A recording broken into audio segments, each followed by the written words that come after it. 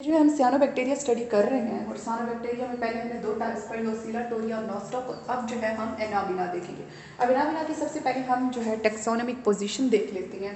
Taxonomic position इसकी देखें तो इसका जीनस एनाबिना है, फैमिली नॉस्टोकेशिया है, ऑर्डर नॉस्टोकेज, क्लास सियानोफॉयसी है, ठीक है, फाइलम सियानोफाइटा है, सॉरी सियानोबैक्टीरिया है, और किंगडम फाइलम का डिवीजन सियानोबैक्टीरिया, किंगडम बैक्टीरिया। अब इसमें तीन चीज़ें मेन याद रखनी है। इसकी क्लास याद रखनी है, ज़्यादा जो एमसीक्यूज में पूछा जाता है, जो कि सियानोफॉयसी है, फाइलम या डिवीजन जो कि सियानोबैक्टीरिया, और किंगडम बैक्टीरिया। अब इसकी ऑकरेंस के एनाबिना पाया कहाँ जाता है।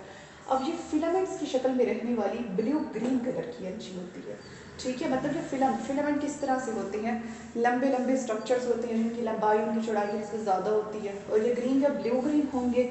अब इसमें से कुछ स्पीशी प्लांक्टोनिक होंगी। प्लांक्टोनिक स्पीशी कौन सी होती है, जो कि वाटर करंट्स के साथ मूव करती है, उनके अगेंस्ट नहीं जाती। मिसाल के तौर पर पानी की लहरें, मतलब वाटर करंट्स राइट डायरेक्शन में जा रही हैं, तो जो स्पीशी उन्हीं की डायरेक्शन में फ्लो करना शुरू कर देगा वो प्लांक्टोनिक होगा, ठीक है। तो प्लांक्टोनिक कौन सी स्पीशी होगी, जो वाटर करंट्स के साथ मूव करती है। और इसमें से कुछ प्लांक्टोनिक होंगी और कुछ जो है वो कोटिंग्स बनाएंगी दूसरे पौधों पे। अब जो पौधे पानी की लहरों के साथ ग्रो कर गए, अब सियानोबैक्टीरिया में भी तो मतलब फोटोसिंथेसिस हो रही है, ये भी तो प्लांट लाइक है, तो जो पौधे वाटर करंट्स के साथ मूव कर गए वो प्लांक्टोनिक होंगे, और उनमें से कुछ जो है कवरिंग बना देंगे दूसरी वेजिटेशन दूसरे पौधों पे, ठीक है। और उनमें से कुछ जो है एंडोपाइट्स होंगे। एंडोपाइट्स क्या होती हैं, जो दूसरों के अंदर रहती हैं। एपिफाइट्स कौन से होते हैं, जो दूसरे पौधों के ऊपर रहते हैं। तो यहाँ पे ये एंडोफाइट्स यहाँ बिना हो सकते हैं, और ये कैविटीज में रहेंगे, सुराखों में रहेंगे, लीव्स के दरमियान। वाटर फर्न के जो कि एजोला है, वाटर फर्न एजोला के पत्तों के दरमियान जो होल्स होंगे, कैविटीज होंगी, उनके अंदर भी जो है एनाबिना ग्रो कर सकता है। और इसके अलावा साइसार्ड्स की जो जड़ें हैं उनके दरमियान जो सुराख होंगे उसके अंदर भी एनाबिना ग्रो कर सकता है, ठीक है।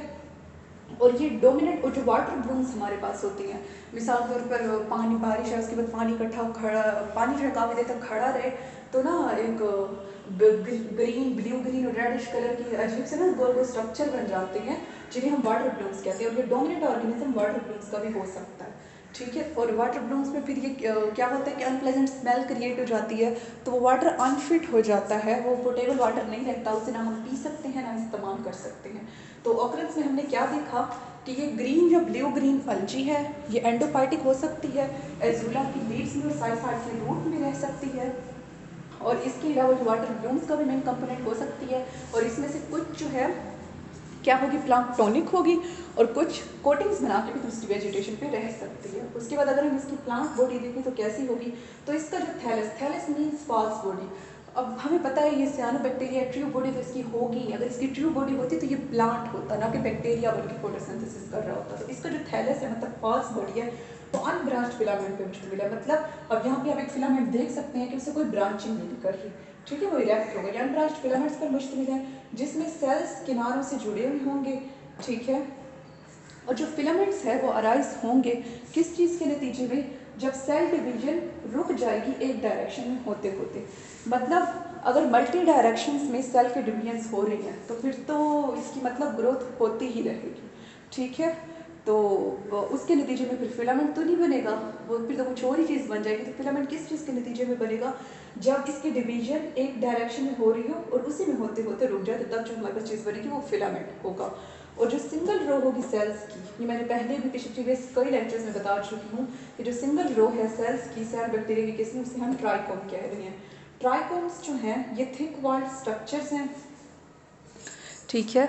अब यहाँ पे मैंने क्या मेंशन किया है कि trichomes are thick walled when more and modified into akinetes and heterocyst. अच्छा, जब मतलब सिंगल रो है ना सेल्स की, उसे हम ट्राइकोम कह रहे हैं, और जब ये बहुत सारे ट्राइकोम मिलेंगे तो वो एक मॉडिफाइड स्ट्रक्चर बन जाएगा, जिससे अकाइनेट भी बन सकता है, हेट्रोसिस्ट भी मतलब बन सकता है। और इस फिलामेंट की मूवमेंट कैसे होगी, जब ट्राइकोम का आखिरी सिरा, ठीक है, उसका टर्मिनल पोर्शन मूव करेगा, जैसे ये देख सकते हैं, ये टर्मिनल पोर्शन मूव करेगा तो उससे अकाइनेट की जो है मूवमेंट होगी हमारे पास। तो इसकी प्लांट बॉडी में हमने क्या देखा, अनब्रांच्ड फिलामेंट पे मुश्तमिल है, कोई इसे ब्रांचिंग नहीं कर रही। और इससे फिलामेंट क्यों बनते हैं, जब इसकी ग्रोथ एक डायरेक्शन में होते होते रुक जाती है। और दूसरा इसमें हमने क्या देखा कि इसके अंदर जो है हाँ, इसकी मतलब मूवमेंट कैसे होगी, जब इसका टर्मिनल पोर्शन, ठीक है, आखिर वाला पोर्शन जो है इसका मूव करेगा। जो सिंगल रो होगी सेल्स की उसे ट्राइकोम कहेंगे, और जब बहुत सारे ट्राइकोम मिल जाएंगे तो वो जो है फिर हमारे पास अकाइनिड बना देंगे और हेट्रोसिस्ट बना देंगे। ठीक है, उसके बाद अगर हम इसका सेल स्ट्रक्चर देखें तो इसका जो ये प्रोकैरियोटिक सेल है तो ऑब्वियस सी बात है इसके अंदर मेम्ब्रेन बाउंडेड ऑर्गेनेलिस नहीं होगी। अब इसकी ना मतलब थोड़ी सी अनयूजुअल सेल वाल है जो कि अमाइनो एसिड पेप्टाइड से बनी हुई होगी। ये प्रोटीन के सब यूनिट्स हैं। और सेंट्रल बॉडी अगर हम इसके देखें तो ऑब्वियस सी बात है इसका वेल डिफाइंड न्यूक्लियस नहीं है, ना उसमें न्यूक्लियोलस होगा और ना ही उसकी गिर्द मेम्ब्रेन होगी।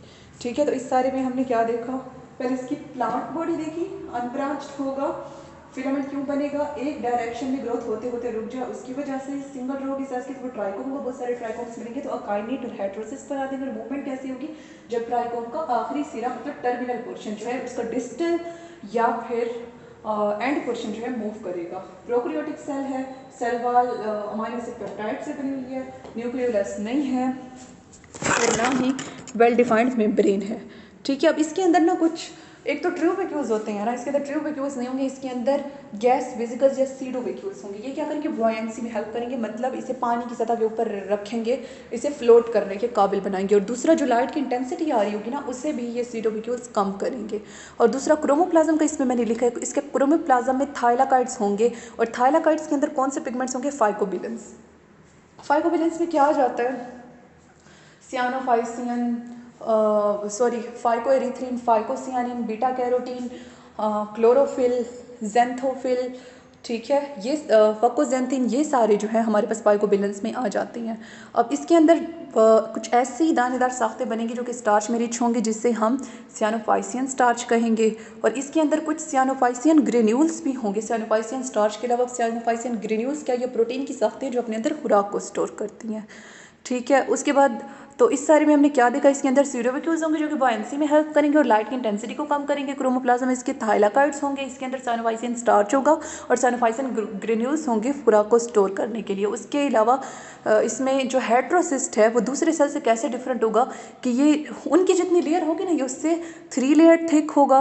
और ये अब वेजिटेटिव सेल से हेट्रोसिस्ट कैसे बनेगा, मतलब नॉर्मल सेल से हेट्रोसिस्ट कैसे बनेगा, वो जो नॉर्मल सेल होगा वो अपने आप को 3 लेयर थिक कर लेगा, अपने अंदर का कंटेंट वो कम कर लेगा और उसके अंदर जो थाइलाकाइड्स होंगे ना वो ख़ास पोजीशन में आ जाएंगे, कंसेंट्रिक या फिर रेटिकुलेट। रेटिकुलेट पैटर्न का आपको पता होगा कि नेटवर्क लाइक एक रेगुलर सीरीज़ बन जाती है। फिर जब ये थैलाकाइड्स इन अशकाल में अरेंज हो जाएंगे तो उन्हें जो है फिर हम कहेंगे कि ये पोलर नोड्यूल्स बन गए। अब हेट्रोसिस्ट का काम क्या होता है कि ये नाइट्रोजन देगा साथ वाले सेल्स को और उन्हें अकाइनेट्स में बदलेगा और बाज़ औक़ात ये खुद भी रिप्रोडक्टिव स्ट्रक्चर के तौर पर काम कर सकता है। ठीक है, यहाँ पे फंक्शन एस हेट्रोसिस्ट नहीं आना था, फंक्शन एस रिप्रोडक्टिव स्ट्रक्चर आना था। तो हेट्रोसिस्ट का मैंने क्या बताया कि वेजिटेटिव सेल 3 लेयर थिक होगा, अपने अंदर के कंटेंट को कम करेगा और हेट्रोसिस्ट में बदल जाएगा। और इसके साथ ही एक और चेंज आएगा कि इसके थाइलाकाइड कंसेंट्रिक या रेटिकुलेट पैटर्न में आ जाएंगे और वो पोलर नोड्यूल्स बना देंगे। ठीक है, पोलर नोड्यूल्स आप देख सकते हैं कि जैसे ये है ना हेट्रोसिस्ट, तो इधर मैंने शो ज़रा कम हो रहा है क्योंकि स्मार्ट स्ट्रक्चर बना हुआ है, तो इधर और इधर पोलर नोड्यूल्स होंगे, मतलब जो पोल्स पे स्ट्रक्चर्स मौजूद हैं। उसके बाद और इसके अलावा अपने साथ वाले से मतलब अकाइनेट को ये नाइट्रोजन भी दे सकता है और ये खुद रिप्रोडक्टिव स्ट्रक्चर के तौर पर काम करेगा, एंडोस्पोर बनाएगा। अभी हमने नॉस्टॉक में भी इसका पढ़ा है। अकाइनेट्स अच्छा क्या होंगे, अकाइनेट्स का वर्ड जो है, अच्छा अब हेट्रोसिस्ट का मतलब क्या है, हेट्रो का मतलब है डिफरेंट और सिस्ट का मतलब है बॉडी, मतलब जो नॉर्मल बॉडी से डिफरेंट हो। एनाबिना हम ये स्टडी कर रहे हैं ना, एनाबिना की टर्म निकली है ग्रीक वर्ड एनाबिनिज्म से जिसका मतलब है अराइज होना। तो एनाबिना का ये मतलब है, मतलब अराइज होने वाले। इसे यूँ भी मतलब हो सकता है इसके लिए ये टर्म इस्तेमाल क्यों, क्योंकि हमने पढ़ा इसमें सीडोविक्यूल्स होंगे जो कि पानी की सतह पे रहती हैं, मतलब ये अराइज होके रहते हैं, नॉस्टॉक की इतना नीचे दब के लेग्स के पैंदों में जो है ये लोग नहीं रहते। ठीक है, तो अकाइनेट्स का जो वर्ड है ये भी ग्रीक वर्ड अकाइनीजिया से निकला है जिसका मतलब है नॉन मोटाइल होना। तो अकाइनेट्स क्या होंगे, ये नॉन मोटाइल स्पोर्स हैं। ठीक है, और ये इनकी मोटी दीवारें होंगी। ठीक है, और इसके अलावा ये क्या करेंगे, कोलेक्ट और अपने अंदर ये सियानोफाइसियन ग्रेन्यूल्स को इकट्ठा कर लेंगे और ये इन्वायरमेंट की एडवर्सरीज, मतलब जब हालात नामुवाफिक होंगे उस चीज़ को जो है ये बर्दाश्त करेंगे। तो काइनेट्स की क्या प्रॉपर्टी हैं, इनकी दीवारें मोटी होंगी, ये नॉन मोटाइल होंगे और ये जो है अपने अंदर सियानोफाइसिन ग्रेन्यूल्स को इकट्ठा कर लेंगे। अब इसमें अगर हम रिप्रोडक्शन देखें कि वो कैसे होगी, तो सेक्सुअल रिप्रोडक्शन एनाबिना के अंदर नहीं होती। ठीक है, वेजिटेटिव रिप्रोडक्शन इसमें होती है और जो कि होगी फ्रेगमेंटेशन से। और फ्रेगमेंटेशन कैसे होगी, मैंने बताया दो डेड सेल्स के दरमियान जो रीजन होता है, ठीक है, उसे हम हार्मोगोन्स कहेंगे। जो कि लिविंग रीजन होगा। सपोज कर लें कि ये डेड सेल है, ये डेड सेल है, इनके दरमियान जो रीजन जहाँ पे तो एक आ रहा है, मतलब जितने भी हैं वो लिविंग रीजन होगा, उसे हार्मोन कहेंगे और वो हार्मोन नया एनाबिना बना सकता है। ठीक है, तो एक तो फ्रेगमेंटेशन मतलब हार्मोन्स फॉर्मेशन से होगी, दूसरा स्पोर फॉर्मेशन से हो सकता है। अब स्पोर फॉर्मेशन से कैसे हो सकती है? अकाइनिड से, एंडोस्पोर और हेट्रोसिस्ट। अकाइनिड से कैसे होगी कि ये जो अकाइनिड्स हैं ये खारिज होंगे एनाबिना से, के फिलामेंट से, इसके ट्राइकोम से, और नया एनाबिना बनाएंगे। ठीक है, और एंडोस्पोर से कैसे होगी?